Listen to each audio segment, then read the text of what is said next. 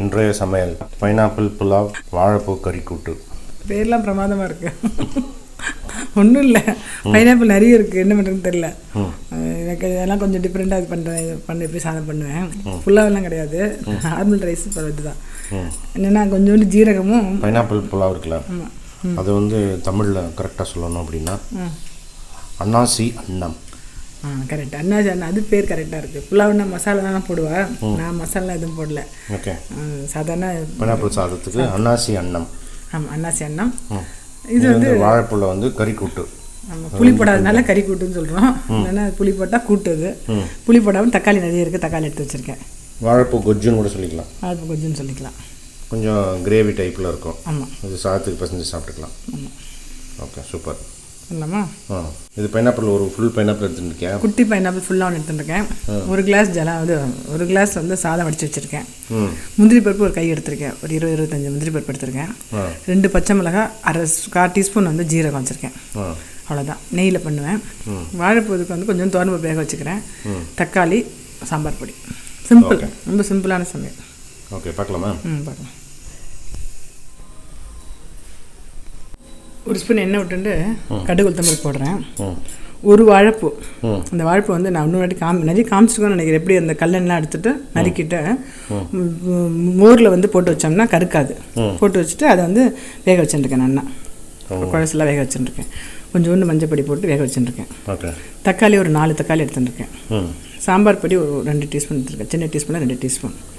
So இப்போ இதை கடுகு வதக்கினதுக்கப்புறம் தக்காளி வதக்கிடுவேன். தக்காளி வதக்கிட்டு இந்த வேக வச்ச இதையும் போட்டுட்டு சாம்பார் பொடியும் போட்டு பருப்பு போட வேண்டியதான். அவ்வளோதானே? ஆமாம், கூட்டுனால தளராக இருக்கும், இது கொஞ்சம் செமி சாலிடாக இருக்கும். அவ்வளோதான். ஏன்னா அந்த அன்னாசி பழம் கொஞ்சம் ஸ்வீட்டாக இருக்கும் இல்லையா, அது கொஞ்சம் தோற்பாக இருக்கும், நல்லாயிருக்கும் அப்படின்ட்டு பண்ணேன். ஓகே, உப்பு, சாம்பார் பொடி. சாம்பார் பொடி.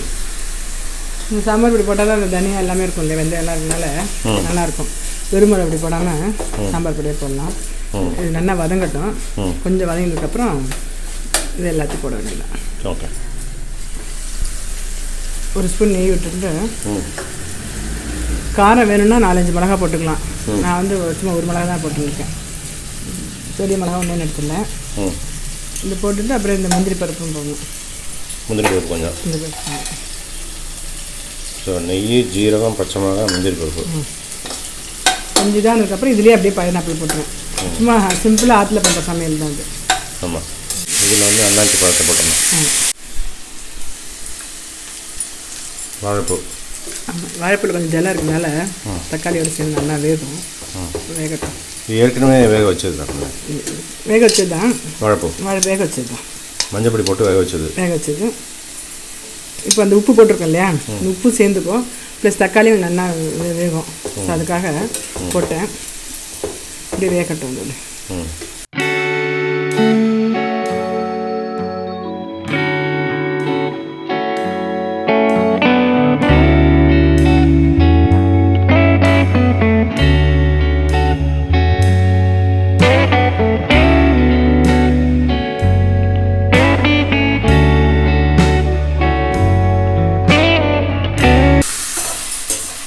நம்ம எவ்வளோ சாதம் வச்சுருக்கோமோ சாதத்துக்கு சேர்த்து உப்பு போட்டேன். அப்படியா? இந்த கல்லுப்பு தான் போட்டிருக்கேன். நல்லா அது வதங்கிறதுக்கும் கல்லுப்பு கருகிறதுக்கும் கரெக்டாக இருக்கும். ஆட்டும் ஒரு 5 நிமிஷம் ஆகும். அதேமாதிரி அதுவும் ஒரு 5 நிமிஷம் ஆட்டும். ஓகே, கொஞ்சம் ரோஸ்ட் ஆகிடுது இல்லையா, இப்போ இந்த சாதம் போட்டுட்டு கலக்க வேண்டியதான். கலந்துக்கிறேன் நான். இது வந்து நம்ம வந்து பைனாப்பிள் ஜூஸாகவும் வச்சு ஜூஸ் போட்டு பண்ணலாம்ல. ஜூஸ் பண்ணுறது அவ்வளோ நல்லா இல்லை, இதுதான் நல்லா இருக்கு. அதனால் இது வந்து ஆனால் பைனாப்பிள் பிடிக்கும், நல்லாயிருக்கும். பிடிக்கிறவா இந்த மாதிரி பண்ணி சாப்பிட்லாம். ஓகே, குழந்தையெல்லாம் ஸ்வீட்டாக இருக்கனால சாப்பிட்ருவா. ஆயிட்டா, நல்லா இதுமாதிரி ரோஸ்ட் ஆனால் இன்னும் நல்லாயிருக்கும். வேக பார்த்தீங்களா? அன்னாசி அன்னம் தயார். ஓகே, இது வந்து வாழைப்பூ கறி கூட்டு ரெடி ஆகிட்டு இருக்கு. நீங்கள் கறி கூட்டுன்னு சொன்னதுனால கொஞ்சம் ஜலம்லாம் வத்தட்டோன்னு விட்டு இப்போ நல்லா வெந்துட்டேன். ஆமாம், இப்போ கொஞ்சோண்டு தோரம்பருப்பு. ஓ, ஆக்சுவலாக அந்த வாழைப்பூ அந்த அதே பாத்திரத்தில் வேக வச்சேன், நல்ல கலர் அப்படி இருக்குது. அவ்வளோதான். இந்த 2 சமையலுமே டக்குன்னு பண்ணுற மாதிரி சமையல்.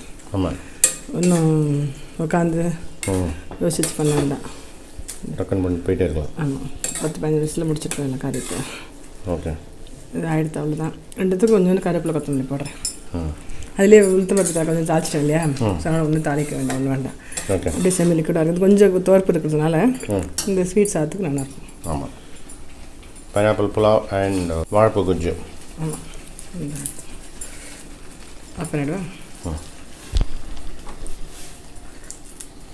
ரெண்டுமே அப்படி கருவேப்பிலை குட்டியா, கருவேப்பிலை கொத்தமல்லி இருந்தால் கொத்தமல்லி போடலாம்.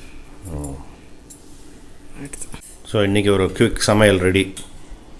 ஆமாம். You are awesome Jayashree. Thank you.